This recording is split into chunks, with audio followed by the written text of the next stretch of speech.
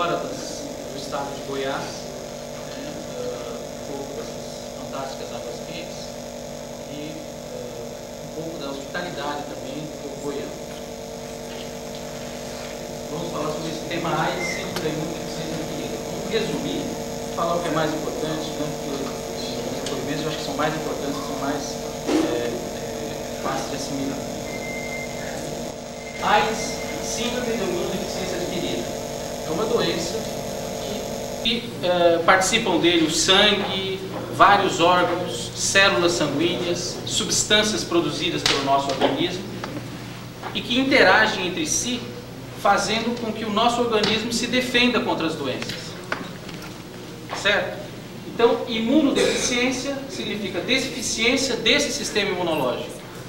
Tá? Então, é um vírus que vai provocar a deficiência do sistema de defesa do nosso organismo. Adquirida, logicamente, porque não é de nascença. Tá?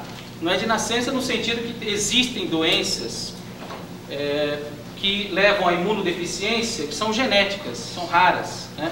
Por isso essa, então, se denomina adquirida. Tá? Aqui alguns dados que mostram realmente que a AIDS é uma epidemia.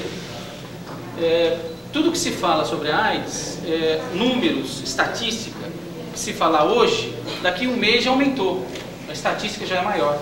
Tá? Então esses dados são do final do ano passado. Né? Esses dados, se forem ser pesquisados hoje, já são um pouco maiores. Aproximadamente 4 milhões de pessoas já morreram com a doença. Recentes estatísticas com um número crescente de casos, principalmente entre jovens e mulheres. Mais de 30 milhões de indivíduos infectados com HIV. A grande maioria em países em desenvolvimento.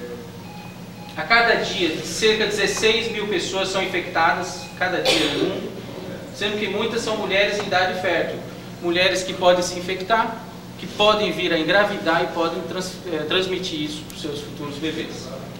Daí a importância hoje da doença. No ano 2000, acredita-se que o número de infectados deva subir para 100 milhões. Então, uma doença grave que poderia levar à morte do paciente. Né? Alguns desses primeiros casos foram detectados em homossexuais e usuários de drogas e transmissão através do sangue e transmissão perinatal. São os três principais mecanismos de transmissão da AIDS.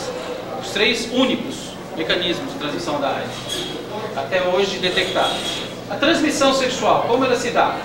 Ela se dá através de relações sexuais. Tá? Se dá através de relações sexuais. Que tipo de relação sexual? Qualquer tipo de relação sexual. Tá? Relação sexual vaginal, anal, sexo oral, todos os tipos de relação sexual. E ela é bidirecional. Ela é bidirecional. Tanto um parceiro infectado transmite por outro, por exemplo, uma mulher infectada pode transmitir para um homem, como um homem infectado pode transmitir para a sua parceira. Assim como também existe a transmissão em relações heterossexuais, também existe a transmissão em relações homossexuais. Transmissão através do sangue. A transmissão através do sangue, ela ocorre de duas maneiras, basicamente de duas maneiras a transmissão através do sangue. Transmissão através de seringas compartilhadas por usuários de drogas injetáveis. Então, usuários de drogas injetáveis, dependentes de substâncias químicas, né? São pessoas doentes. Todo o trajeto da história da humanidade. A gente sabe, por exemplo, para citar uma doença, a hanseníase, por exemplo, que é chamada de lepra.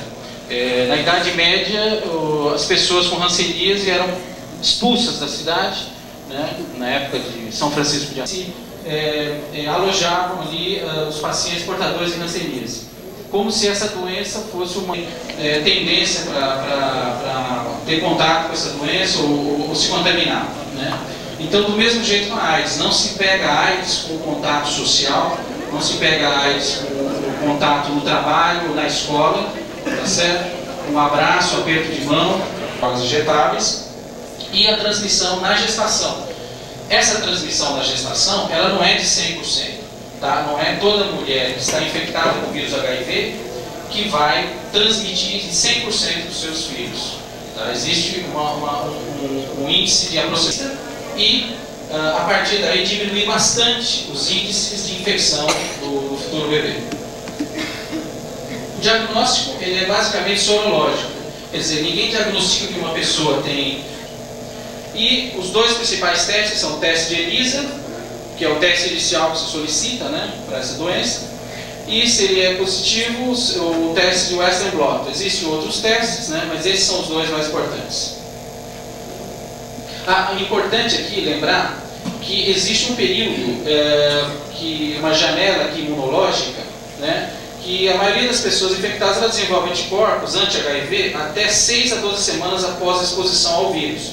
Ou seja, uma pessoa que teve um contato, uma contaminação com o vírus HIV, por exemplo, ontem, não adianta hoje ou amanhã ir fazer o exame. Por quê? Porque existe um período aqui a partir de 6 semanas, que só a partir de 6 semanas após um contato, uma infecção, que vai aparecer a sorologia positiva.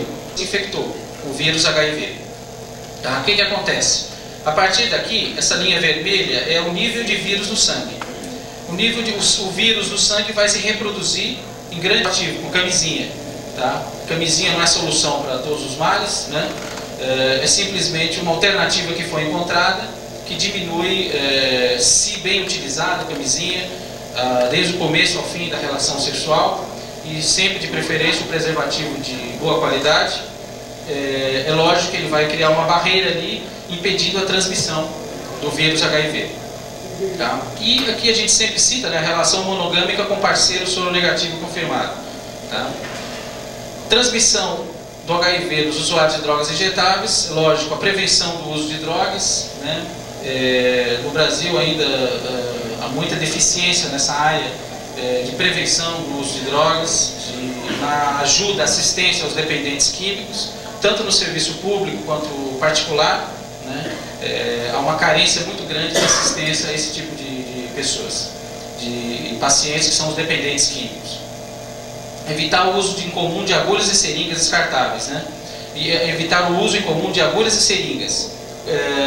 Isso aqui já é feito em vários municípios, em várias cidades do Brasil, a distribuição de seringas e agulhas descartáveis, na tentativa de diminuir esse tipo de transmissão. Isso é polêmico, né? Mas existem vários municípios, por exemplo, o município de Santos, em São Paulo, está, se não totalmente controlado, está praticamente controlado, porque existe uma triagem de doadores, tá? Então a pessoa que vai doar o sangue, ela faz uma entrevista, responde algumas perguntas, muitas vezes só naquela entrevista, aquelas perguntas respondidas, já pode ser descartado aquele sangue.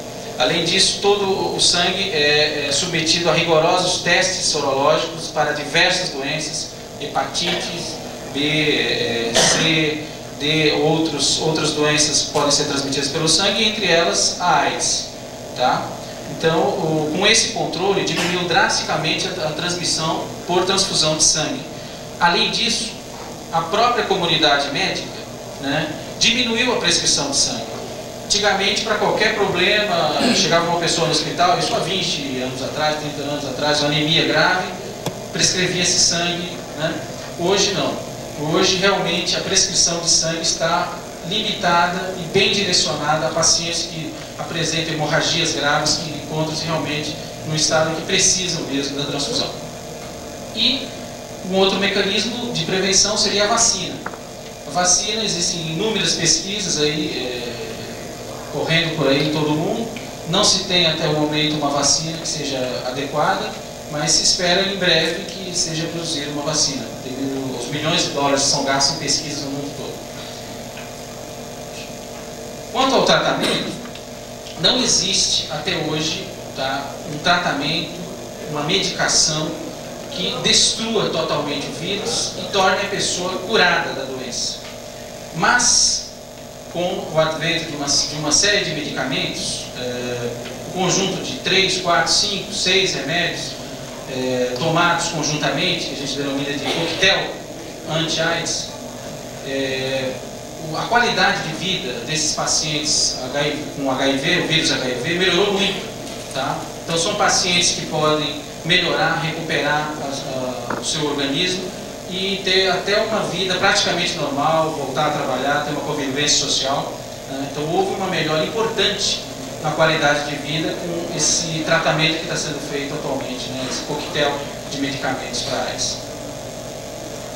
Finalizando aqui, alterações do comportamento individual e mudanças nos padrões de comportamento da nossa sociedade são importantes a partir do momento que a gente sabe que a promiscuidade, né, a multiplicidade de parceiros, tudo isso está relacionado, né, com o aumento do número de casos de AIDS.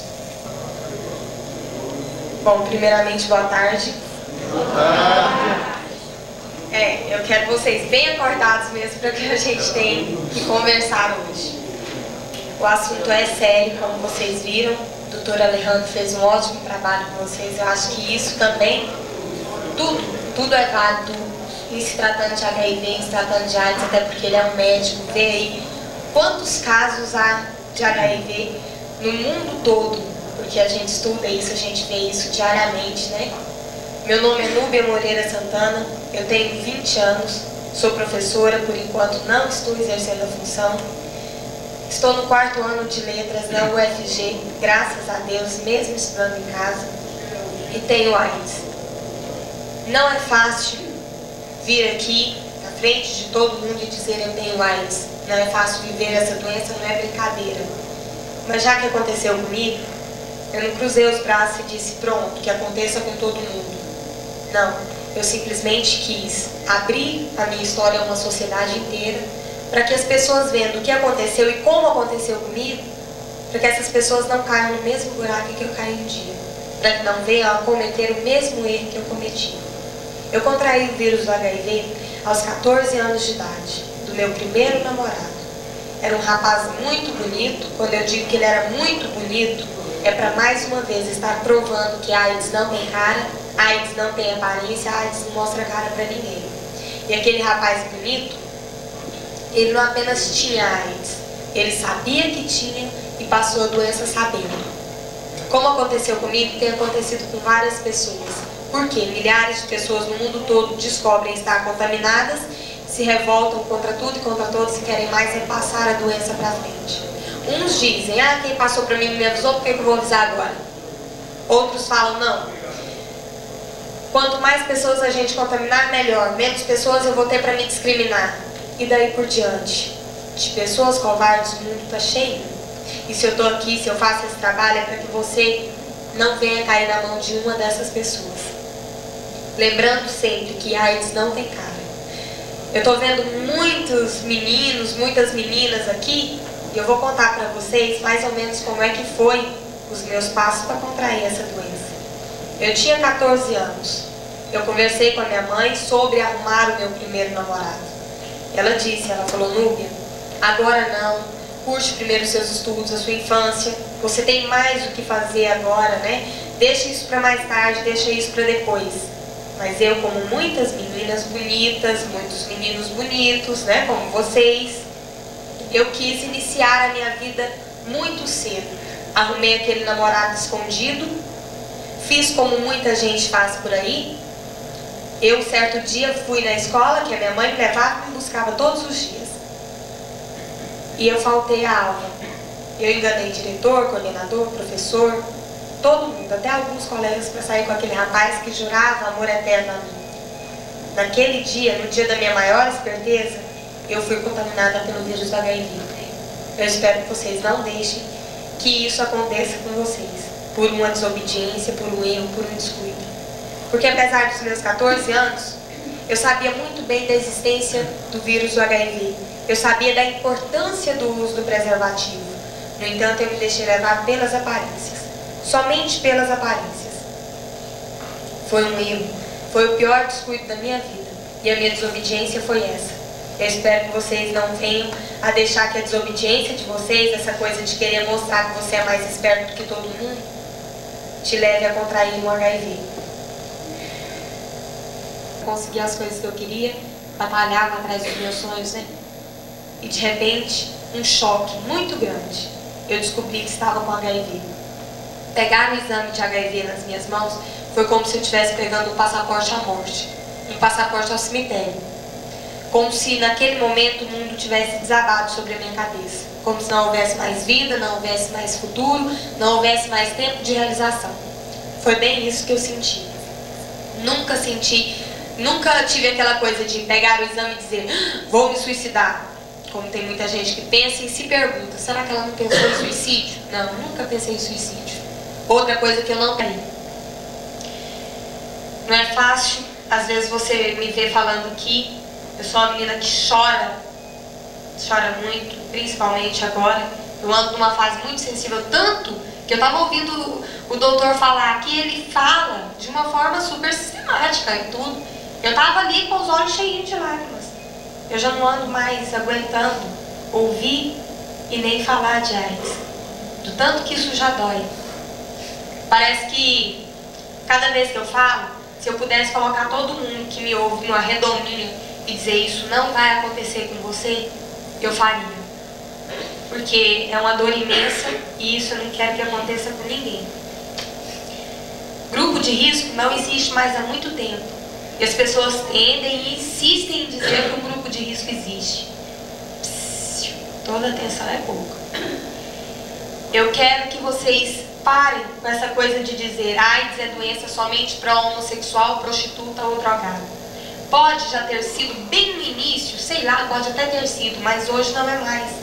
Hoje o HIV já invadiu os lares, já invadiu a vida de crianças, de jovens, de pessoas inocentes até, senhoras, senhores. Hoje o HIV é simples também. E se você pensa, não, AIDS nunca vai acontecer comigo, você não tem motivo para se cuidar. A partir do momento que você não tem motivo para se cuidar, você se descuida e a AIDS te pega. Outra coisa que também é super errado, mas as pessoas pensam e têm a mente fixa nisso, é desenhar um doente de AIDS.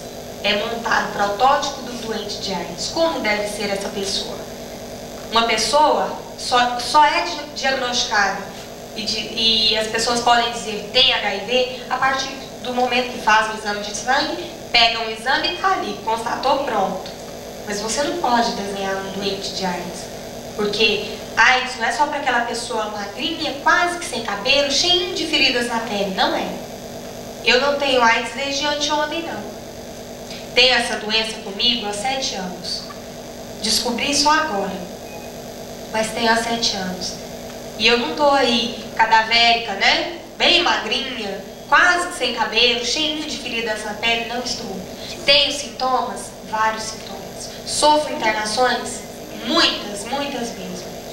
Só que isso tudo, graças a Deus, não afetou a minha aparência.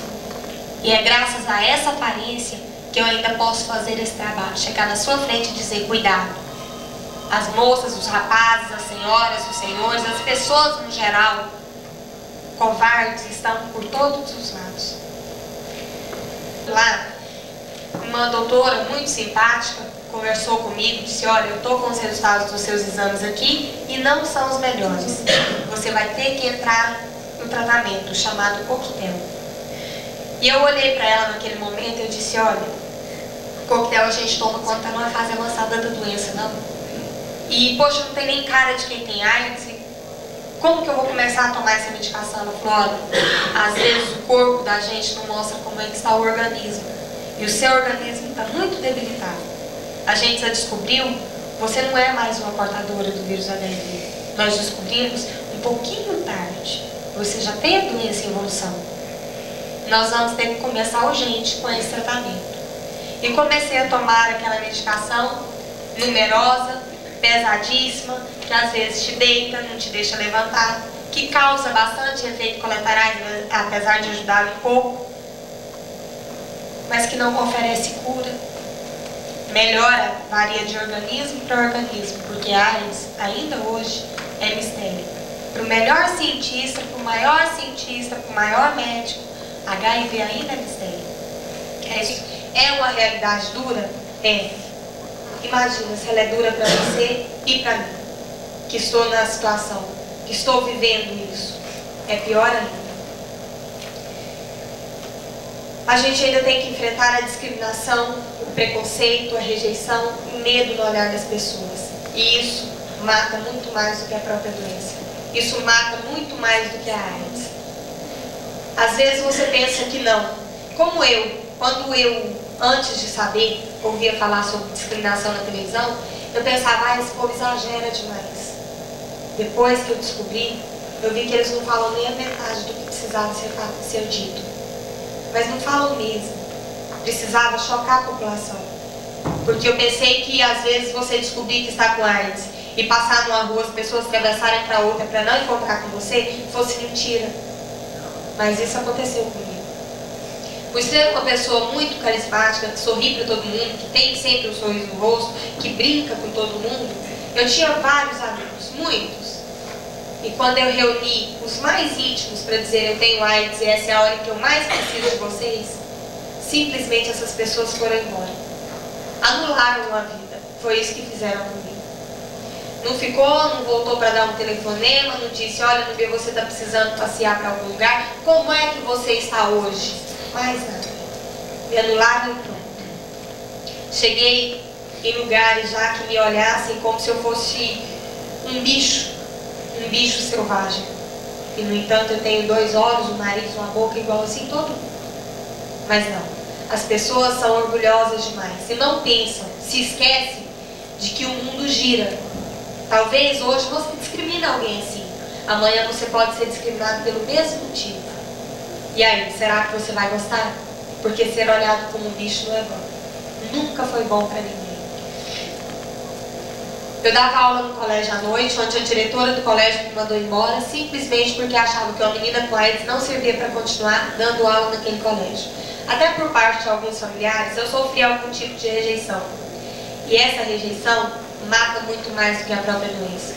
Ela te joga no buraco. É essa discriminação que às vezes leva muita gente ao suicídio. Porque a pessoa sempre pensa, eu não presto mais para nada. É rejeitado por todos os lados, as pessoas já olham com medo, então por que existir? Vamos aprender a olhar com carinho para um irmão nosso. Por quê? Eu digo que a discriminação existe pela falta de amor ao próximo. Pela falta da prática do amor que Cristo quis quando Ele esteve aqui. Se as pessoas praticassem esse verdadeiro amor, nós não sofreríamos tanto com essa doença. Porque todos nós, principalmente quando a gente se encontra nessa situação, tudo que a gente mais precisa não é do seu medo, da sua rejeição, é do seu apoio, do seu carinho, da sua atenção. Principalmente a atenção, né? Já chegaram a me perguntar o seguinte, Núbia, como é se sentir rejeitada? Eu disse assim, se você não gosta de uma caneta, você pega essa caneta, joga ela no lixo, joga no chão, fica por ali. As pessoas passam, pisam, você passa, pisa, nem nota mais. Só que quando você discrimina alguém, você não faz isso com objeto. Você faz isso com um ser humano. Uma pessoa que respira, que vê esse mundo como você, que chora, que sorri, que quer viver. E não é justo você simplesmente pegar um ser humano, jogar no chão e passar por cima. Então vamos pensar 2 vezes antes de discriminar alguém a partir de hoje. As formas de contágio são as mais variadas possíveis. Bom, só reforçando o que o doutor disse, que eu acho que nunca é demais, o sexo é o maior veículo transmissor do vírus do HIV hoje. E sexo é coisa séria, não é brincadeira. Não é para ser usado apenas como instrumento de prazer, como tem sido utilizado por muitos. Hoje você vê menina de 12 anos grávida, menino de 14 anos que já é pai. É um absurdo? É, mas quem vai tirar da cabeça de todo mundo isso? Está acontecendo diariamente. Eu não prego sexo livre, não. E para quem pensa, eu vou me casar virgem, parabéns. O seu risco de contrair um vírus como o da AIDS, como o da hepatite B, é muito menor. Mas como numa maioria as pessoas já têm uma vida sexual ativa, preservativo foi feito para ser usado a cada vez que você for manter relação sexual com alguém. Toda vez, a cada vez, sempre. Sem escolher. Ah, mas fulana é muito linda, não vai ter uma doença dessa nunca. Engano seu, talvez ele tenha essa doença e a pessoa ainda sabe. Ah, mas aquele rapaz é maravilhoso. Muito cuidado, porque o rapaz que passou HIV também era maravilhoso. Vamos ter muito cuidado com a vida de vocês a partir de hoje, porque é uma vida preciosa, é uma vida que vale muito. No casamento, para quem pensa que AIDS é doença só para jovem, só para adolescente, só para pessoa inconsequente? Não é. No casamento também deve haver o ponto X de um casamento é a fidelidade. Sem fidelidade o casamento não vai para frente. Por que não vai para frente? Pode caminhar para trás um dia. Você pode levar para dentro da sua casa, você homem, você mulher, uma doença como HIV. Porque hoje o que não falta são meninas bonitas oferecendo o corpo por aí por dinheiro. São rapazes bonitos oferecendo o corpo também por dinheiro. E cuidado, muito cuidado com essas pessoas. E se você vende o seu corpo, lembre-se do que eu estou te falando. Dinheiro, ganho, prostituição, não leva ninguém a nada. A nada. A lugar nenhum. Ou melhor, pode até te levar a um lugar. A um hospital de doenças tropicais um dia, onde ninguém vai te visitar. Nenhum dos homens que compraram um pouquinho do seu corpo, nenhuma das mulheres que compraram o seu corpo. Ninguém vai lá te visitar. Lembre-se sempre disso. Outra coisa, as drogas são o segundo maior veículo transmissor do vírus do HIV. E o porquê não mudar as drogas na vida de alguém? Quantas e quantas pessoas de famílias boas eu vejo mexendo com drogas por aí? Rapazes, moças, até homens aí, mulheres, pessoas conceituadas mexem com drogas hoje. E o porquê disso? Às vezes por querer se esquivar, fugir de alguma coisa, ou mesmo porque quer se utilizar das drogas como instrumento de demonstração de coragem. E drogas não podem ser ligadas à coragem. O pior erro da sociedade é dizer isso, porque João mexe com droga. Não, João é corajoso, não pode chegar perto de João de maneira alguma. Engrandece João, né? Gente, mexe com droga não é quem tem coragem, não. É quem é covarde demais e não tem coragem de enfrentar a vida, os problemas, a realidade de frente. Às vezes você acha bonito, acha bom, acha diferente. As drogas podem te fornecer uma viagem de ida sem volta. Podem te empurrar num buraco muito difícil de se sair. Podem te apresentar ao mundo da AIDS. E nesse mundo eu vivo hoje. E desse mundo eu estou louca para sair. Então dizer não ao mundo das drogas sempre é muito importante. Transfusão de sangue. Há vários casos também através de transfusão de sangue. Às vezes por sangue mal analisado. Como o doutor disse para vocês, há um tempo atrás, várias pessoas eram contaminadas através de transfusão de sangue. Por quê? Ainda não havia um exame para detectar. Hoje há o exame, mas há também a fase da janela. Que você está contaminado, não consta em exame nenhum. Você vai lá, doa seu sangue e outra pessoa recebe um sangue contaminado sem ninguém estar sabendo de nada. Não é responsabilidade do laboratório, não é responsabilidade de ninguém. Foi simplesmente a chamada fase da janela, né? E isso infelizmente acontece porque, como eu disse, o HIV ainda é mistério. E as pessoas parecem que às vezes precisa de alguém para tirar um cisquinho do olho que está atrapalhando alguém ver alguma coisa. Que às vezes, por mais que você sabe, você às vezes está passando por cima de algo. Alicate de unha.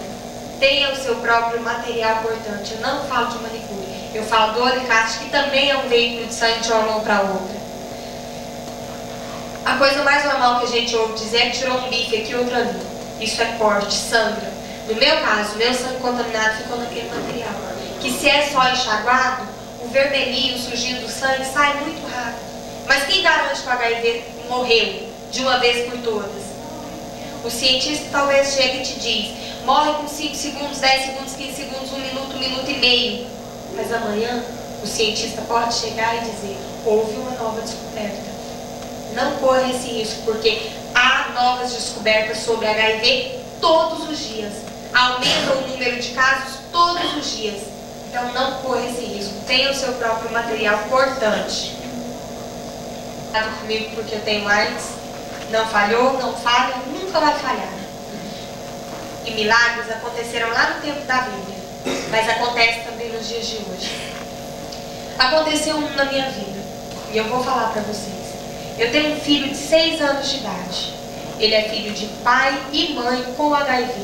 Meu filho não tem AIDS, ele não tem nada, graças a Deus. Mas não parou só por aí não, porque há casos em que a criança nasce sem o HIV, porque no caso meu parto foi cesariana, né? Nasce sem o HIV ou espera o HIV até os 3 anos de idade. No meu caso, eu não sabia quando eu engravidei, quando eu dei à luz, eu não fiz tratamento de maneira alguma. E ainda amamentei o meu filho por 2 anos. Leite materno é sangue. E meu sangue estava contaminado.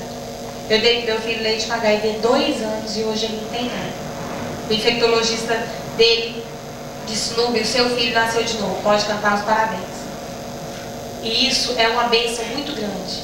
Eu me apego nesse milagre porque eu preciso de um milagre na minha vida. Eu preciso que aconteça esse milagre, eu preciso que aconteça, que venha essa cura, para que eu possa viver de uma forma melhor. Para que todos nós doentes de AIDS possamos ter uma vida melhor.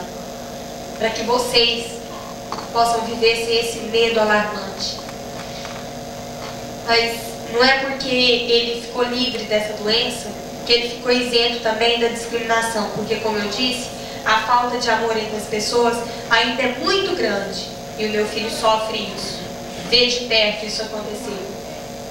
Ele tem 6 anos de idade, mas os amigos dele têm 20, 25, 30, 40 anos. Na minha casa não vai crianças, porque a mãe dele tem AIDS. Isso tudo bagunça um pouco com a cabecinha dele. Eu vejo e ele pede, ele diz que quer ter amiguinhos, ele diz que precisa de criança da mesma idade, mas o que ele substitui? E não substitui direito a mãe. A televisão, o videogame, a bicicletinha. Mas às vezes enche, né? Porque você que é pai, você que é mãe, você gosta de ver o seu filho brincando com outro da mesma idade. No ano passado eu tentei matricular o meu filho numa escola onde até que ele foi aceito, só que algumas exigências. Que a minha mãe levasse o meu filho todos os dias mais tarde, buscasse mais cedo, que eu não chegasse perto da escola em hipótese alguma, que o meu filho não usasse o uniforme da escola, para ninguém saber onde ele estudava. Por quê? Porque um dia eu abri isso aqui tudo, eu estou aqui, eu não estou com lençol no rosto, eu não estou de costas para vocês de maneira alguma. Eu venho fazer um trabalho bem feito para dizer: AIDS não tem cara, cuidado. E para ajudar uma sociedade um dia, eu fiz isso. Enfrentei discriminação de todos os lados.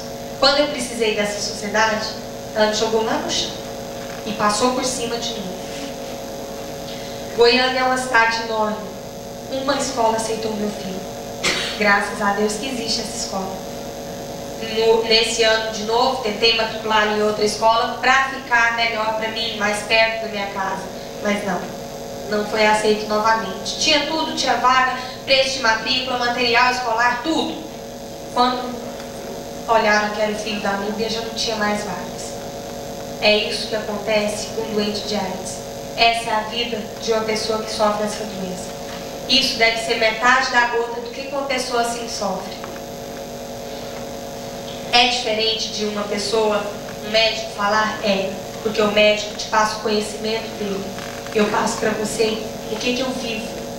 É uma coisa que uma completa a outra, completa demais. Porque você ouvindo as duas coisas juntas, eu acho que você vai se cuidar muito, muito, muito mais. Você deve ter medo da AIDS? Deve sim. Deve ter medo do HIV? Deve. Mas não da pessoa que tem o HIV. Porque antes de qualquer coisa, antes de mais nada, eu sou a Núbia. Depois eu tenho AIDS. Se você pegar na minha mão, você vai pegar na mão da Núbia. A Núbia tem AIDS. Você não vai estar pegando na mão da AIDS, do HIV. Sentou nessa cadeira, não foi o HIV. Foi uma menina que tem o HIV. E que você aprenda isso, porque quantas vezes eu já me levantei de lugares que as pessoas não voltassem a sentar na mesma cadeira depois. Já tomei água em copos que ninguém voltasse a tomar água no mesmo copo. E isso machuca. Isso dói bastante. Que você não deixe que o seu subconsciente, que nada, atrapalhe você numa boa caminhada. A ser bom ao seu irmão, a ser bom ao seu próximo. Que você sempre que chegar perto de uma pessoa soro positiva, você saiba dar um abraço, porque uma palavra de conforto, um carinho, um aperto de mão, não passa AIDS para ninguém. Pelo contrário, você não se contamina, você passa vida. Vida para quem mais precisa dela. Felicidade. Muita gente me pergunta se é possível ser feliz com AIDS. E é possível. Apesar de ser uma felicidade com muita Apesar de ser uma felicidade com muita limitação, é possível ser feliz assim. Eu não sou uma pessoa 100%, mas posso ser 70%, então eu vou aproveitar os meus 70%, né? Tenho sempre um sorriso no rosto? Tenho. Enquanto que você, na maioria das vezes, joga a sua felicidade fora, pela janela. Com palavras, você simplesmente diz que nada presta, que você não é feliz. Às vezes, eu ensaio o dia todo um sorriso para no final do dia eu conseguir dar um sorriso aberto, que vai vir do fundo, para me fazer bem. Preste bastante atenção. Às vezes eu levanto de manhã com toda a dor do mundo e brinco, levo na brincadeira, sei sorrir. E às vezes porque você levanta de manhã, ou perde o ônibus, ou queima a boca no café, alguma coisa, alguém chega aqui e diz bom dia. Você fala bom dia, olha bom dia. Bom dia o quê? Eu amanheci hoje queimando a boca no café, né? Bom dia por quê? Eu perdi o ônibus logo cedo. O colega pisou no meu tênis que eu custei lavar o final de semana inteiro. Então, já não é motivo de bom dia. A minha mãe brigou comigo logo cedo. Por que você está falando bom dia? Pra mim tá louco. Não é assim. Imagine se você tivesse AIDS. E aí? Acho que seria pior ainda, né? Eu sei dizer bom dia, eu sei sorrir e aprendi. Tenho aprendido a cada dia a sorrir mesmo entre lágrimas, entre as dificuldades, entre as dores, entre meio a tanta discriminação, em meio a tanta gente asquerosa que me olha com medo. Eu tenho aprendido a sorrir. Apesar de às vezes estar machucada, quebrada por dentro. Mas eu tenho um sorriso no rosto. Que você aprenda essa lição. Que você tire uma linha do que eu falei e joga para a sua vida. Porque a minha vida, apesar de ter o HIV, ela é boa, presta, é para ser vivida e eu quero viver. Eu quero viver. Enquanto que às vezes, por qualquer coisa você reclama na vida e diz que logo quer morrer. A melhor solução para tudo na sua vida às vezes é morrer, não é? Tudo, aí eu quero morrer. Qualquer coisa eu estou exausto dessa vida. E eu não. Tudo que eu quero é viver, viver bem, viver melhor a cada dia. Quando eu digo que a sua vida é boa, eu não digo que ela é fácil, tá? Porque ninguém leva uma vida fácil. Todo mundo leva uma vida difícil. Às vezes, você levanta aí de madrugada para vir trabalhar. Às vezes, o seu filho já não te dá tanto gosto dentro de casa. Tudo hoje contribui, né, para que as pessoas tenham uma vida difícil. Mas que ela é boa, e ela é para ser vivida, e ela é maravilhosa. Ah, isso ela é. Porque você tem uma coisa que eu luto muito para ter de volta, que é saúde. É o principal. Tendo saúde, tudo a gente resolve. Tendo saúde, tudo conserta. Tudo se consegue. Sem essa saúde, às vezes você se vê e se sente podado por muita coisa e muita coisa. Às vezes, porque você não ganha um salário como você queria, né? Aquele salário recheado, você não tem um carro do ano. Você vê aí o seu amigo, ah, meu colega mora numa casa tão grande, eu moro numa casa tão pequenininha que eu tenho vergonha de levar os meus colegas na minha casa. Você quer um sapato, um tênis novo, uma roupa nova, um carro novo, quer subir, né, no emprego e tudo, tá difícil. Você chega em casa e fala, eu estou exausto. Eu estou exausto porque eu trabalhei uma vida toda e eu não tenho nada que eu quero e tudo já é motivo e a minha vida não presta, minha vida não vale nada, minha vida é uma droga, viver assim é melhor nem continuar vivendo. O marido briga, a esposa briga, todo mundo briga, o pai e a mãe brigam com você, você já não entende mais nada. Tudo isso acontece. E é motivo de você colocar a cabeça no travesseiro e falar, meu Deus, me mata, me tira daqui. É a melhor coisa que se pode fazer. Não é não. Pense duas vezes antes de dizer isso a partir de hoje. Lembre-se, talvez enquanto você está na sua casa falando assim, eu quero morrer, eu não aguento mais, eu estou na minha casa, em meio a uma crise, dizendo, Senhor, me dá mais alguns dias de vida, me dê mais algumas horas, porque eu preciso viver, eu tenho muita coisa para fazer, eu tenho muitos sonhos que eu quero realizar ainda. Pense duas vezes antes de reclamar da sua vida. Lembre-se sempre de mim e fala, o que aquela menina está fazendo agora? Será que ela está reclamando? É muito difícil. Eu não estaria reclamando da vida, já que eu quero tanto essa vida, já que eu quero tanto viver. Eu espero que você aprenda um pouquinho disso saiba receber as pessoas bem, saiba conversar com as pessoas de uma forma correta, porque todo mundo merece ser bem tratado. E ninguém tem culpa dos seus problemas. E jovens, as meninas, né, principalmente as moças bonitas, isso me dá uma vontade muito grande de ser como vocês são. Me dá uma vontade muito grande de sorrir como vocês sorriem. De não chorar todos os dias à noite. De viver novamente a vida de uma adolescente inconsequente. Porque isso eu deixei para trás quando eu quis fazer esse trabalho. E eu pergunto para vocês, será que se vocês estivessem antes, vocês viriam aqui dizer, eu tenho mais na frente desses rapazes bonitos, desses homens? Que vocês não joguem essa informação no lixo. Nunca. Porque eu falo com Deus às vezes, Senhor, por que o Senhor não colocou na minha frente alguém que tinha também para me alertar mais ainda? Mas parece que não. Parece que o que a gente tem que passar, ninguém passa por nós, né? Tem que ser uma pessoa, então vai ser. E se tinha que ser eu, que Ele me dê de volta o sorriso que eu tanto quero ter, a vida que eu tanto sonhei ter, novamente. As minhas internações têm sido cada vez mais frequentes e piores. E o meu filho, às vezes pergunta, mamãe, o Papai do Céu não vai deixar a senhora voltar? E eu falo, vai, minha vida, a mamãe vai voltar e vai voltar para você.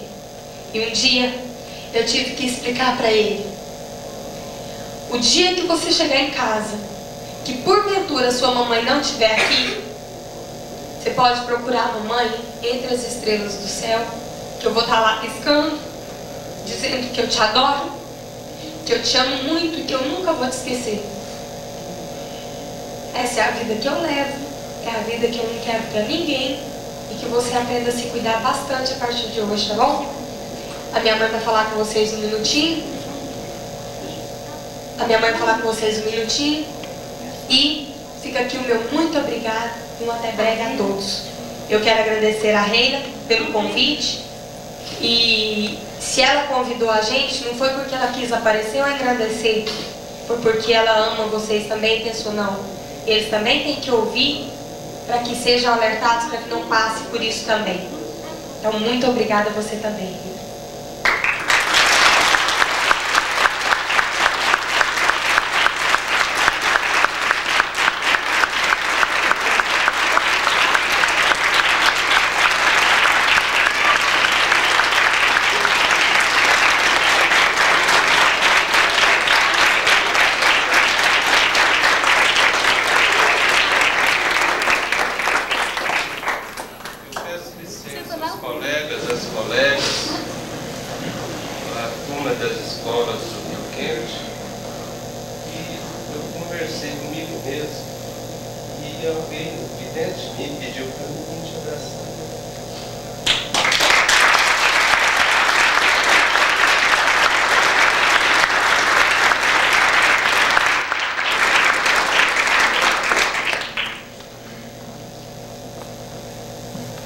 Boa tarde. Bom, eu acho que quem tem filhos, né, devem saber o que a gente sente. Eu acho que ninguém é de ferro, é com pai, com mãe, mas eu ainda agradeço a Deus. Deus tem dado muita força para superar tudo isso, né? E a Nubia foi um menino, eu hoje tenho 36 anos, a Nubia tem 20. Eu não tive família, fui criada por outras famílias.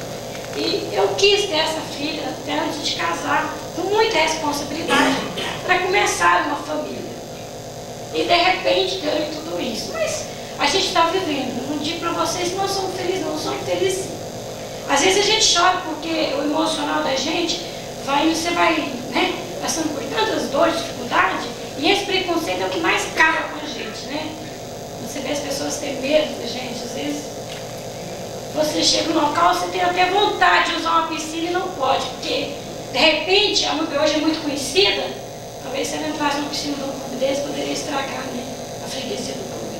Isso dói muito na gente. Não é que aconteceu com a gente que hoje não, mas a gente tem esse medo. A Núdia são em jornais, revistas, revista Veja, e tem lugares que as pessoas conhecem ela. Eu queria dizer para vocês aqui hoje, que hoje eu espero que vocês cheguem em casa, pensem duas vezes o que tem sido a sua vida até aqui, de filhos, de marido, de esposas, tá? Porque não é só os homens que estão custosos, não. As mulheres também, tem muitas mulheres difíceis, né? Estão deixando os bairros, trocando o marido por um mais bonito, sem barriga, né? Mais belo também. O marido está trocando a gente por duas, né? E hoje me trocou há muito tempo. Só que ele não trocou eu por duas, não, ao contrário, ele fez o contrário, né? Trocou eu por uma mais velha, que eu, 20 anos. Não valia nada de certo, né? Eu não sei o que deu. Então, gente, que vocês pensam o que tem sido sua vida até aqui, né? Que você deixe o Cristo renascer dentro do seu coração todos os dias, a cada manhã. Que a Páscoa, que é o nascimento de Jesus, que vocês comemoram uma vez por ano com tanto chocolate, que não tem nada a ver, que essa Páscoa seja todos os dias, que seja toda manhã, que amanhã seja um novo amanhã para vocês, mas de verdade, que vocês hoje sejam novas pessoas, novos funcionários, com outras mentes, né? Com pessoas mais agradecidas, orando para o seu colega que está subindo de cargo, orando para o salário do seu colega que está subindo, pelo carro novo que o seu colega está adquirindo. Porque muitas vezes a gente vê nosso vizinho, nosso colega subir de cargo, a gente fica às vezes grilada, né? Olhando aquilo ali, às vezes você nem tem inveja, mas às vezes aquele olhar, aquela coisa que você imagina ruim, atrapalha. Às vezes você vê seu vizinho ganhar uma geladeira nova, um móvel novo, um carro novo, seja lá, eu fico pensando, mas eu não tenho, por que ele tem? Isso atrapalha a vida do seu vizinho, né? Então vamos começar a orar para que Deus abençoe o nosso colega, o nosso vizinho e a nós também. Como ele conseguiu melhorar de vida, que nós podemos, né, estar sempre melhorando. Mas, e que eu quero dizer para vocês que essa vida aqui nossa, tem pessoas que vivem aqui como se ela fosse dizer assim eternamente, né? Tentando juntar tantos bens materiais, que você começa a viver uma vida, e aqui é uma viagem. Às vezes tem pessoas que fazem viagens longas e outras fazem tão curtinha, né? Tem pessoas que às vezes choram, assistem palestras da MUV, eu conheci garotos, meninos de 13, 14 anos que choraram, são fãs, mandavam cartinha, bilhetes para no entanto se partindo, né? De acidente, de uma coisa ou de outra. Então essa vida nossa aqui é muito passageira. Nós estamos fazendo aqui uma viagem que só Deus pode dizer se é uma longa viagem ou uma curta viagem. Então vamos também nos melhorar, nos santificar mais espiritualmente, né? Que esse espírito seja melhor, mais evoluído para o lado do bem, da caridade, repartir as coisas com o nosso irmão, do que adianta juntar tanta coisa e deixar nosso irmão do lado sem nada, né? E irmão que eu digo, para mim vocês todos são meus irmãos. Às vezes eu chego lá em casa, a gente enfrenta dificuldade. Esse dia eu fiz uma cesta para uma pessoa, eu trabalho na Secretaria do Trabalho em Goiânia, é o lugar que mais vai gente pedir emprego, cesta, tudo que você pensar. Então o pessoal mais rico tem melhor salário, eles não dão conta de dar 1 quilo de arroz para ninguém. Eles não dão conta de dar 1 litro de leite. Eles não dão conta de fazer uma cesta. E eu falei, pensei, hoje eu divido o que eu tenho lá em casa, porque esse senhor não tinha uma perna, lavador de carro, estava passando muita necessidade, e eu fiz aquela cesta. Minhas meninas, às vezes, mãe, mas você vai lavar tudo que a gente tem? Eu falei, não, minha filha, vou repartir. Com certeza, Deus me dá em dobro, né? E levei assim de coração. Não é que a gente também tem que gloriar o que a gente faz, não, né? Bastava eu saber que eu fiz esse ato. Eu estou dizendo que às vezes você tem uma pessoa do seu lado que está precisando, né? Que você reparta o pão com ele. E eu levei aquilo de tudo um pouco para ele. No outro dia eu estou lá em casa, de repente chegou um monte de cesto, um monte de fruta, tanta coisa que uma pessoa teve uma ideia de nos doar. Você entendeu? Viu como é que é coisa? Sempre é incrível. Eu entendi que falar, não, Senhor, eu quero doar isso aqui, mas não quero que troca, não. Dá para outro. Mas tudo que eu dou, se eu dou 10 quilos de arroz, eu recebo 20. Se eu dou 3 litros de leite, eu recebo 6. Tá? Quando você dá de coração, Deus te retribui em dobro. E também o carinho das pessoas. Por mais que a gente seja discriminado, nós somos discriminados sim, em vários lugares. Deus sabe que eles têm lugar que a gente pode nem pôr o pé. Mas também nós temos um carinho assim de gente do Brasil inteiro também, que nos escreve, que telefona. E isso que levanta a gente. Ver vocês aqui, às vezes você está triste, deprimido, você vê o indicador de vocês. Se uma pessoa mudar para melhor aqui hoje, já valeu a nossa vida aqui, não é? Então eu acho que eu queria agradecer a vocês pela presença, você, Reina, né? E esperando, quem sabe, um dia a gente possa vir falar para todo mundo dessa pousada, né? Para todos os funcionários, decreto um dia aí, só para vocês ouvirem a música. Que vocês ficam com Deus, permaneçam na paz de Cristo. Agradecer ao médico aqui, né? Que é um instrumento, né? Que Deus faça dele, né? Um instrumento de Deus aqui na terra, porque o médico também, ele tem uma missão muito importante, né? Que Deus esteja usando as suas mãos, tá? Na cirurgia, nas consultas, em tudo que você for fazer, né? Que Ele esteja te ajudando também a operar essas pessoas, tá? E que vocês possam, ele começou a dar um chute, mas aquele que vocês possam chutar essa bola para frente, né? Levar esse conhecimento para frente, gente. A AIDS está aí, o hepatite B está aí, é altamente contagioso, está levando muitas vidas, pessoas covardes, o mundo está cheio, tá? Fiquem com Deus, permaneçam na paz de Cristo. E o nosso muito obrigado. A Nubia foi falar do livro, eu estava esquecendo. A Nubia escreveu esse livro contando essa história dela e da vida dela mais detalhada, como ela contraiu, a saída dela da igreja, tudo isso. Ele está vendo que hoje é R$10 para quem quiser, ela vai autografar. E se alguém depois quiser, ele fale com aquele, tá? Que eu deixo a vez algum exemplar com você. E é dele que ela mantém a vida dela e do filho, tá? Ele está aqui para quem quiser. Gente, meu muito obrigado. Passo a palavra novamente para Keila, tá? Que você, Keila, né? É porque eu queria muito chamar Keila e eu ouvi para esse nome. Até meu celular eu pus Keila. Vira de cá. Gente, vocês acharam que parece celular aí é o meu, viu? Ainda sumido aí. Bem, gostaria de agradecer a Núbia, a Dona Geni, né? Que vieram voluntariamente, tá passando essa mensagem para a gente, a todos vocês, obrigado pela presença. E hoje foi o primeiro dia, né, desse ciclo de palestras. De amanhã até quinta-feira nós teremos, tá? A gente gostaria que vocês convidassem os amigos, colegas de trabalho, para estar comparecendo, tá? Que o que a gente discutir aqui, ouvir aqui, sempre vai ser de positivo. Vamos procurar levar isso para as pessoas que a gente quer bem, tá bom? Tá, obrigada.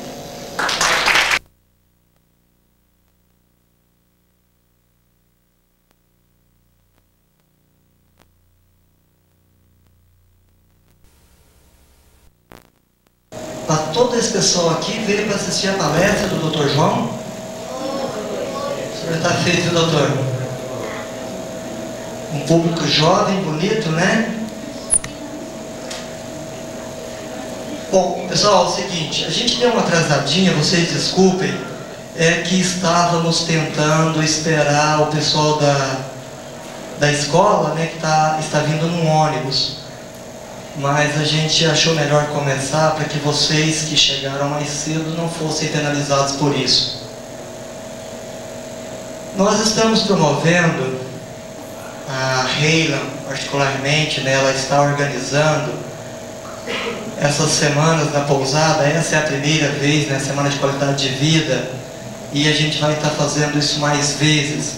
A nossa intenção é que não só o associado da pousada, mas com toda a comunidade de Rio Quente, ou mesmo as pessoas, os familiares dos nossos associados, comecem a se preocupar um pouco mais com a saúde. Porque o que a gente tem de mais caro hoje é a saúde. Então é importante que todos nós nos preocupemos com ela, que todos nós fiquemos, né, sensibilizados com a importância da saúde. Ontem, infelizmente, eu não pude estar com vocês aqui, com as pessoas que vieram, não sei se todos vieram, que eu estava fazendo uma viagem, e o tema era muito importante, né, que era sobre a AIDS. Então, eu fiquei sabendo que foi uma palestra muito bonita, que foi muito boa. É claro, né, que quando a gente fala beleza, a gente não está dizendo o teor, o conteúdo só. Mas é importante as pessoas se sensibilizarem que a gente convive hoje com coisas boas e com coisas ruins. E quem vai estar determinando o que é bom e o que é ruim para nós é a gente mesmo. Então tem aqui uma série, né, de crianças ainda, de adolescentes, e é bom a gente estar encarando a vida com toda a beleza que ela tem, mas também com tudo aquilo que pode ser ruim para nós. Porque só tem uma pessoa que pode saber e escolher o que é bom ou ruim para mim. E essa pessoa sou eu. Mais ninguém pode escolher o que é bom ou ruim para mim. Então é importante vocês que estão começando agora, vocês que são crianças e adolescentes, estarem entendendo isso. Porque mais tarde, quando a gente fica adulto, muitas vezes a gente começa a culpar as pessoas que passaram pela nossa vida, né? Ah, porque eu sou assim, porque a culpa é do meu pai, ou porque é do meu tio, ou porque é de um parente. E na verdade isso é uma grande mentira que a gente carrega com a gente às vezes a vida inteira. A única pessoa responsável por tudo de bom que acontece para mim e também por tudo de ruim sou eu mesmo.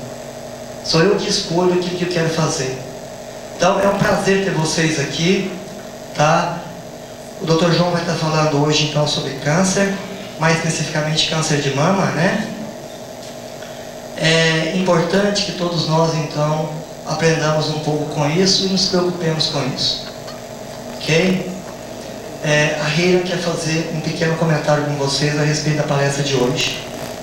É um prazer ter vocês aqui, gente. Boa tarde, gente. Hoje, de acordo com o nosso cronograma, a gente tinha divulgado, né, sobre o estresse. A gente teve uma emergência, né, no hospital, lá do Nossa Senhora Aparecida, né, chegou algumas pessoas acidentadas. Vai ter que fazer, o médico que veio ajudar a gente vai estar fazendo a cirurgia desse pessoal. E a gente vai estar adiando o tempo, mas todos são temas muito interessantes que a gente está tratando aqui. O Dr. João Pena, ele é um parceiro nosso também. E a palestra dele, que ia ser feita posteriormente, a gente pediu para ver se ele poderia fazer hoje, né? E ele atendeu a gente na maior prontidão, né? Então a gente está antecipando essa palestra sobre o câncer de mama, tá? No último dia, no dia 17, vão estar sendo desenvolvidos outros tipos de câncer também, tá? Mas hoje especificamente nós vamos tratar sobre o câncer de mama, tá? Peço a vocês, como a gente falou ontem, que passem, que as informações que vocês tiverem aqui, não fique só com vocês, passe para aquelas pessoas que não puderam vir, que não tiveram oportunidade de estar aqui, aquelas pessoas que vocês gostam, que querem bem, tá bom? Então tá, doutor João. Vocês vão ter que falar boa tarde de novo. Boa tarde. Boa tarde.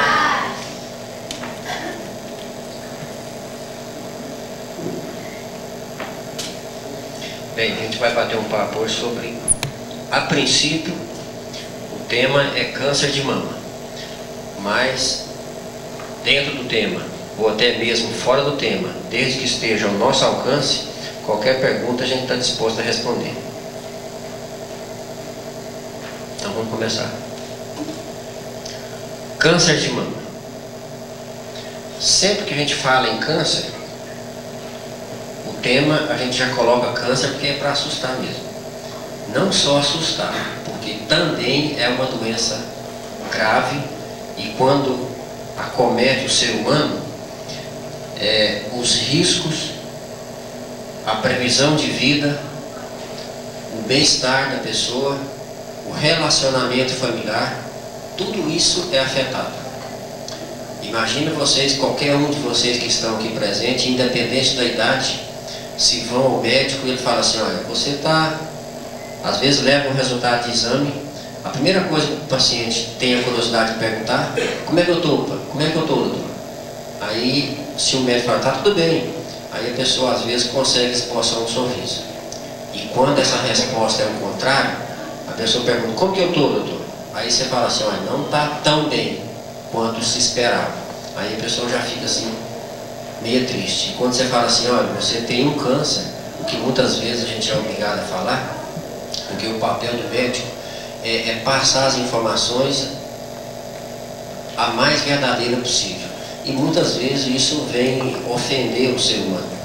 E a experiência que a gente tem sempre quando a gente fala, olha, Vossa Senhora tem um câncer, mas isso é tratável, o risco de vida é pequeno, a paciente sempre sai do consultório chorando.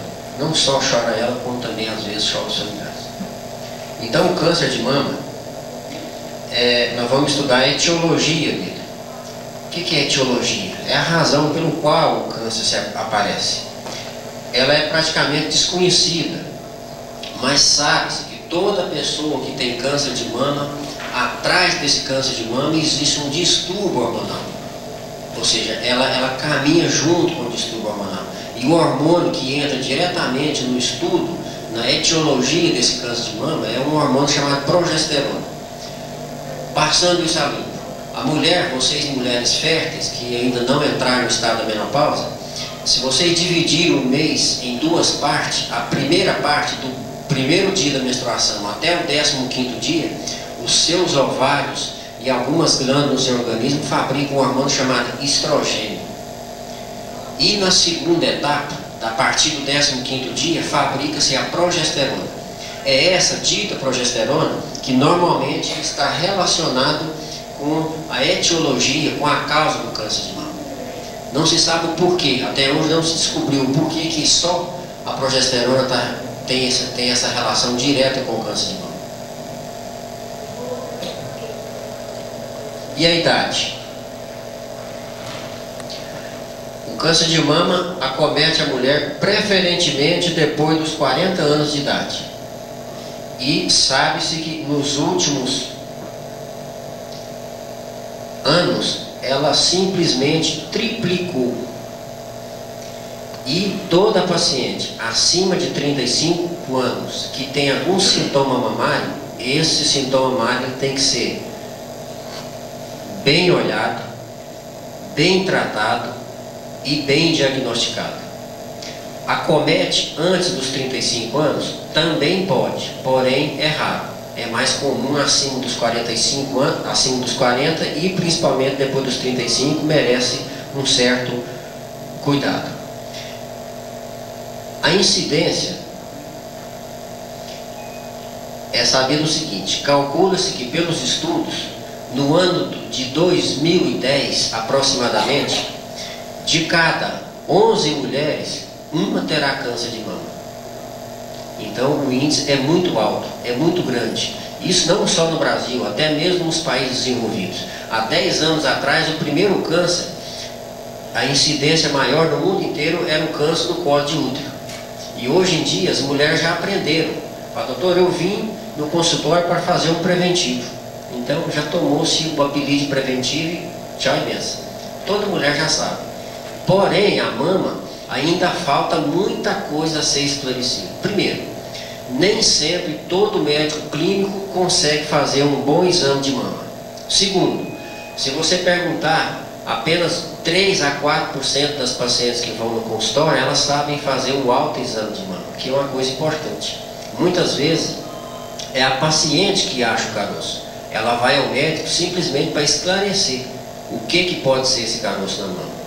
Mas a princípio é ela que encontra, ou algumas vezes através do exame clínico feito pelo médico. E os fatores de risco? Veja lá, quais são os fatores de risco para o câncer de mama? Quanto à raça, o pessoal sempre diz, todo ser humano, toda pessoa branco é mais mole, é mais fraco do que as pessoas de raça negra. Aqui também é. É sabido que na raça branca a proporção é igual que eu falei em torno dos anos 2010. Na raça, se você for comparar raça branca e raça negra, há um risco também maior de alguém desenvolver o câncer de mama. E a história menstrual? É sabido que quanto mais cedo a mulher começa a menstruar, maior é a chance dela vir a ter câncer, especialmente o câncer de mama. Então toda paciente que menstrua com menos de 12 anos, essa dia. O que é a menopausa tardia? É aquela paciente que cura álcool. Esse consumo de álcool, ele é um dos fatores muito estudados no mundo inteiro hoje. São dois fatores. Aqui eu não coloquei, é o consumo de álcool e o consumo do cigarro. Por que isso?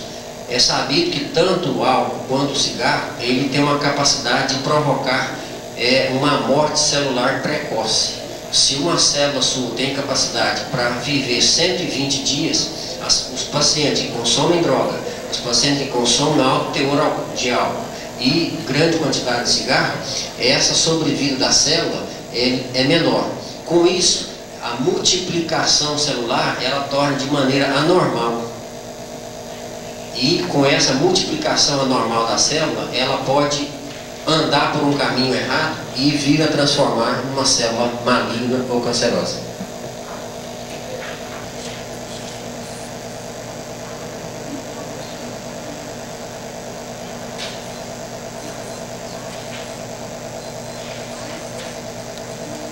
Se vocês me observarem nessa posição, e se vocês dividirem a mão em 4 quadrantes, vamos que aqui esteja a mão. Então, se você passar uma linha reta superior externa, a incidência é de 45%. É muito comum a paciente, às vezes, queixar. A maioria das queixas dos pacientes que vão em consultório, elas imaginam que o câncer dá na parte inferior da mama. E não é. É na parte superior externa. É 45%. Depois vem o quadrante inferior, o quadrante superior interno, que dá 15%. Depois o inferior externo, o mama mais raro que existe na face da Terra. E a criança tem 12 anos. E essa senhora do slide à esquerda, veja bem o tamanho que está essa mama. E essa paciente, ela não tinha dor. E a do slide inferior também da mesma forma. Então não esperem dar dor. Se alguém algum dia tiver problema de mama, não esperem ter dor para depois procurar o médico, que às vezes é tarde. Então ela pega aproximadamente 9%. E anterior a isso, 11% das pacientes têm massa dolorosa quando é acometida pelo câncer de mama. Porém, 66% não tem nenhum sintoma. Essa secreção mamilar, se alguém tem ou já teve e terá, você não precisa preocupar tanto. Não significa que toda secreção que sai pelo bico do seio significa câncer. Não, isso é chamado de descarga papilar. Existem alguns tipos de tumores que são benignos, que a maioria deles dão secreção. Existem algumas doenças que acometem a mama da mulher, principalmente as mulheres jovens, e tem secreção, e porém não é câncer. Mas se você tem alguma dessa secreção, seja leite, pus, sangue, é sempre recomendável procurar o médico, porque a gente tem que pesquisar e ver qual que é a causa disso. Esse slide da esquerda, essa paciente é uma paciente de ambulatório quando eu estava fazendo residência em Santos. Ela procurou a gente no ambulatório com um simples ferimento no bico do seio. E sempre que ela apertava o bico do seio, saía secreção, tipo um pus. E ela era paciente que morava na fazenda, na zona da mata, ao redor na periferia de São Vicente.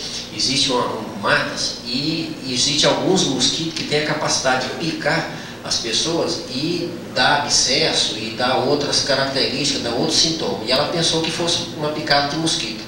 E a gente abriu isso aqui, tirou a secreção, tirou um pedaço da mama, mandou para laboratório e infelizmente o diagnóstico era um câncer. E aqui a paciente teve uma secreção pelo bico do seio, ficou em casa, tratou, ela melhorou. E depois dá para vocês verem que ao lado do mamilo existe uma outra erosão, existe um outro ferimento. E aí formou-se uma fístula. E essa fístula, a característica era um câncer. Deixou passar batido e quando procurou, já estava em situações piores.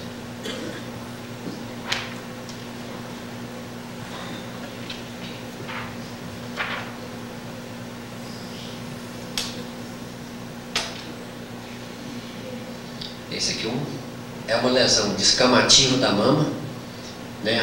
Apareceu simplesmente um vermelhidão.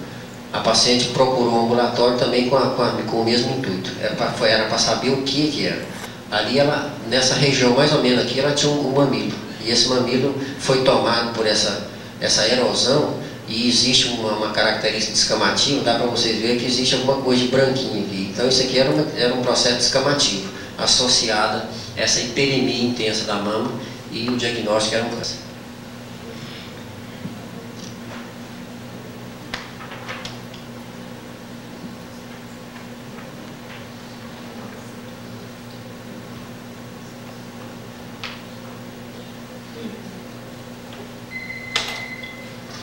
Esse caso foi um dos casos difíceis. A paciente teve um câncer de mama, dá para vocês verem a outra mama dela aqui, ó, o limite. Ela operou da mama esquerda, foi feito um esvaziamento ganglionar que tirou toda a cadeia ganglionar da axila dela, e 6 meses depois ela voltou no ambulatório com essa mancha no peito. E essa mancha no peito, infelizmente, era metástase. Ela fez a cirurgia do câncer de mama e depois de 6 meses ele reincidiu e acometeu a estrutura óssea. Então todas as costelas que estão sob essa lesão avermelhada estavam já comprometidas pelo câncer de mama.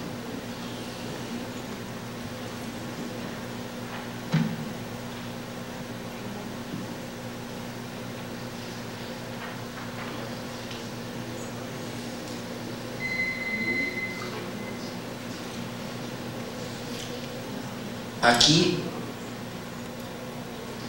é um vermelhidão, né? Nas 2 mamas, mas só para vocês verem que isso aqui não é câncer. Veja bem como que as coisas parecem uma com a outra.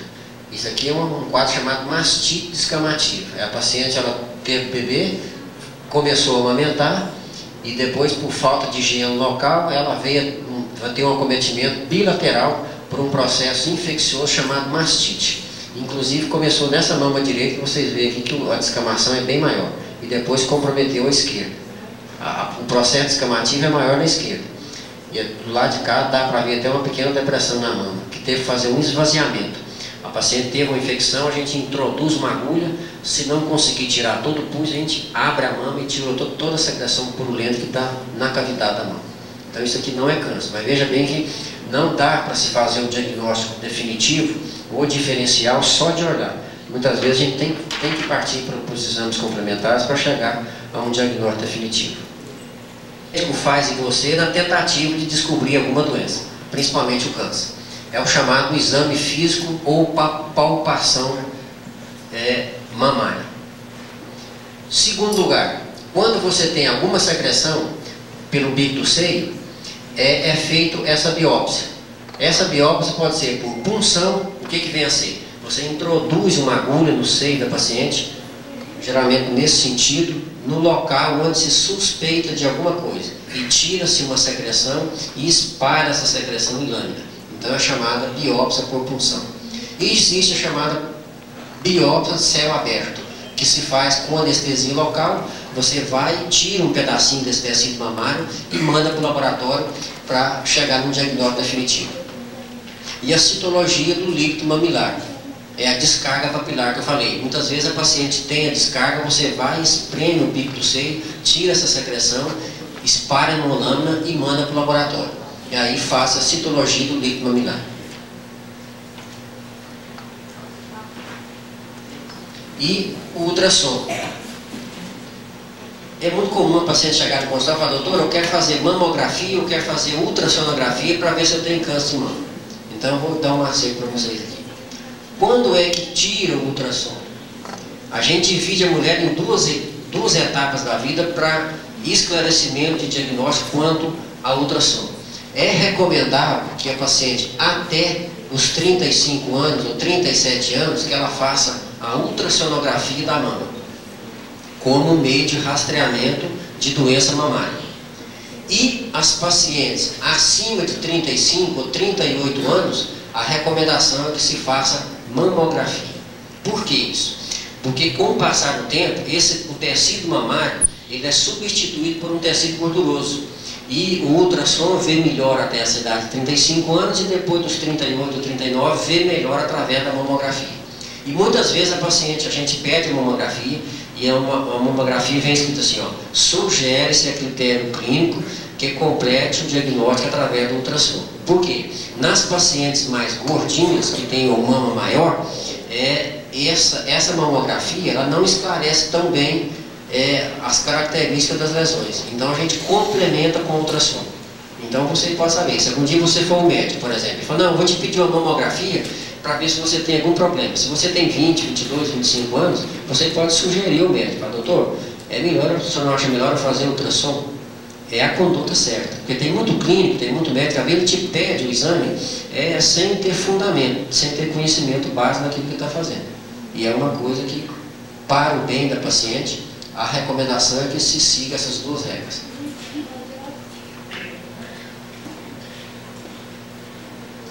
E o raio-x de tórax, quando você já tem metástases, principalmente as metástases pulmonar, aumenta o VHS, que é um exame de sangue, a fosfatase alcalina, que é outro exame de sangue, quando você suspeita de metástase a nível do fígado, e a hipocalcemia, mas só da mama. E quando você tem o câncer de mama, com suspeita de já comprometimento, principalmente da cadeia axilar, você faz a mastectomia radical de Halsted. Essa cirurgia hoje é a cirurgia mais realizada no mundo inteiro. A maioria dos cirurgiões, mesmo que você tenha só o câncer localizado na mama, a maioria estão preferindo tirar também a cadeia axilar para você ficar mais prevenida. A maioria acha que quando tira os gânglios axilares é um meio a menos da propagação da doença. É o que aconteceu naquela mulher que nós mostramos no slide no início. Aquela paciente fez uma mastectomia simples e não fez esvaziamento ganglionar. E, por último, a chamada mastectomia radical modificada de Patten. Essa aqui, a paciente faz a cirurgia, tira-se a mama, tira toda a rede axilar, tira todos os gânglios que tem entre as costelas e faz, às vezes, até esvaziamento do pescoço. É a cirurgia mais radical que tem. Isso aqui faz geralmente nos cânceres mais avançados. Temos aqui algumas fotografias de paciente que fez.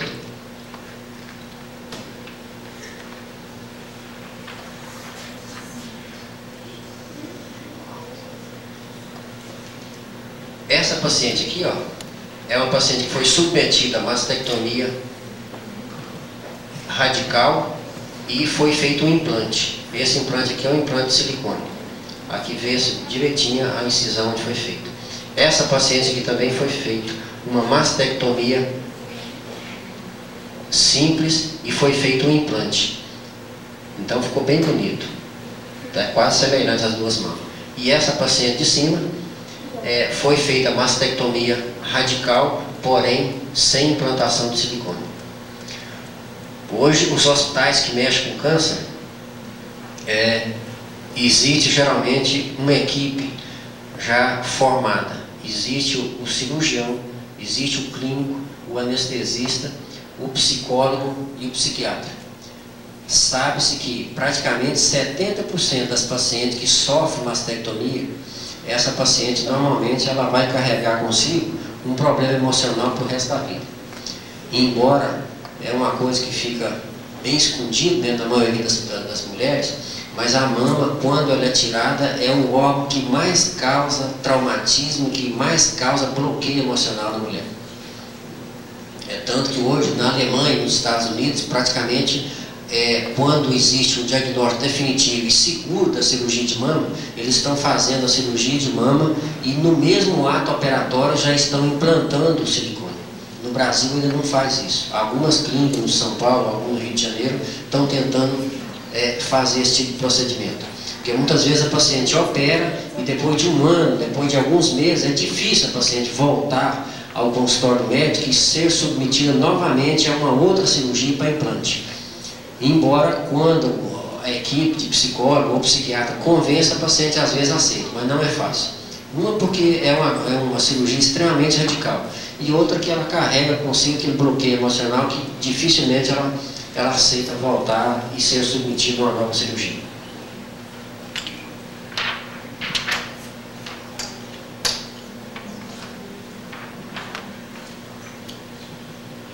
Ainda temos a chamada radioterapia e a chamada quimioterapia.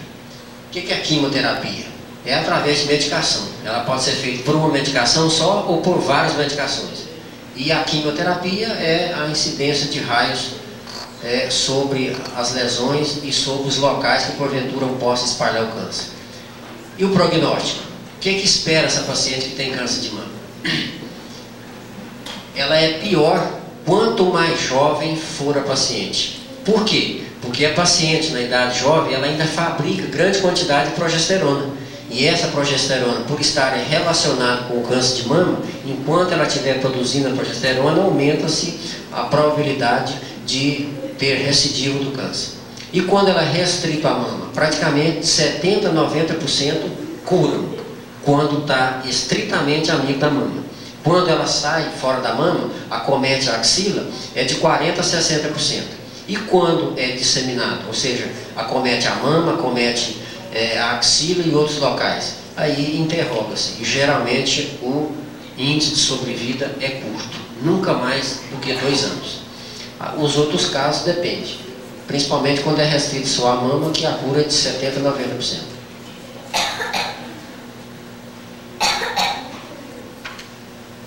Comentei a respeito isso aqui é chamado de podorange. O que é isso? É o enrugamento do mamilo que geralmente acomete e acompanha o câncer de mama. Aqui, outro tipo, conforme nós mostramos naquela hora, que a paciente teve um câncer e ele fez uma fístula lateral e foi feito o diagnóstico e posteriormente a cirurgia. E aqui, no inferior direito, um câncer de mama em que a pessoa fez a cirurgia e fez um esvaziamento axilar. E esse aqui, o inferior direito, é uma paciente com câncer de mama esquerdo. E dá para se notar perfeitamente o enrugamento da auréola mamilar. É isso que eu queria passar para vocês. As informações são poucas, mas de alguma maneira eu creio que vai ter valia. Se alguém tiver alguma pergunta. Aprendeu tudo? Então vai ter uma prova depois. Primeiro passo, o médico seria a cirurgia da retirada, porque não existe medicamento que possa fazer mesmo estando em estágio inicial. Depende.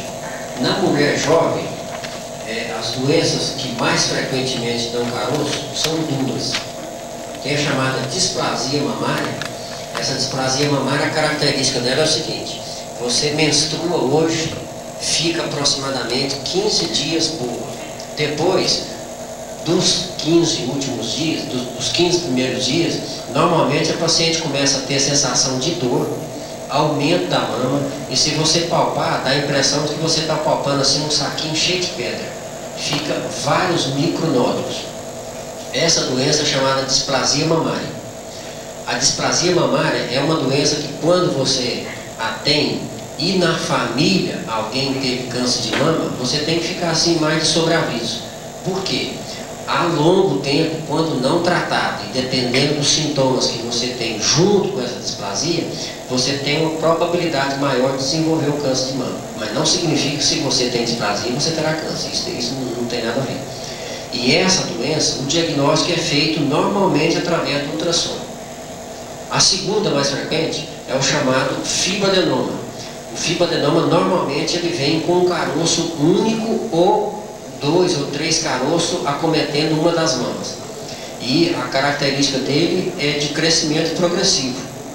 O diagnóstico do fibroadenoma ele pode ser feito pelo ultrassom e pela mamografia. Quando existe dúvida nos 2 exames, a recomendação é que se faça biópsia. Pode ser a céu aberto ou especialmente a punção. Quando quando é recomendável ou quando indica-se a punção, é melhor que se faça orientada pelo ultrassom. Aí serve o diagnóstico. E o fibroadenoma sempre opera. Fibroadenoma não se trata com remédio. Agora a displasia já é o contrário. Não se opera a displasia. Ela sempre é tratada com medicamento.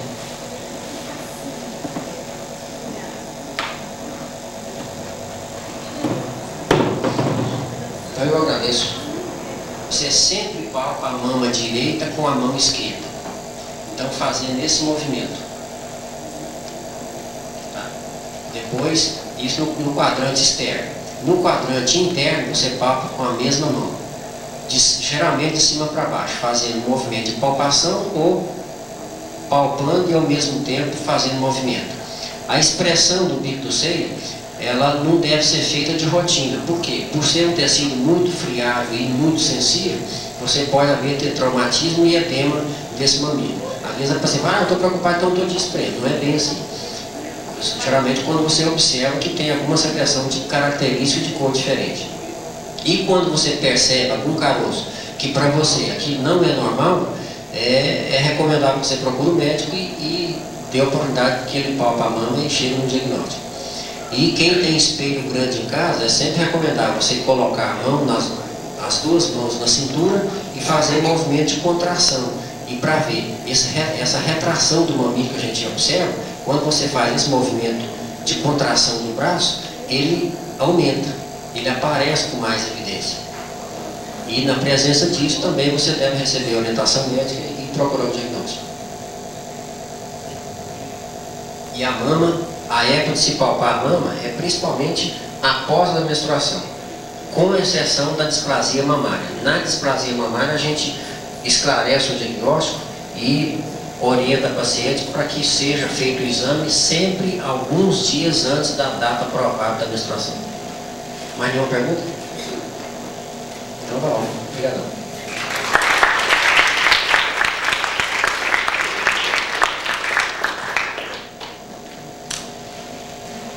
A gente quer te agradecer, Dr. João Pena, eu, não do Talentos Humanos, a Pousada também. Tá? A gente sabe que o senhor largou seus afazeres, seu consultório para vir atender a gente, tá? E passar as informações. E queremos convidar também a todos, amanhã a gente vai estar desenvolvendo, eu tinha separado o estresse, depressão e suicídio, né? Porque o estresse a gente vai poder talvez ali falar um pouquinho mais, mas amanhã nós vamos estar desenvolvendo esses 3 temas que são muito juntos, tá? Estresse, depressão e suicídio, tá? Então, se vocês venham, tragam seus colegas, convidem seus amigos, tá bom? E obrigada pela participação.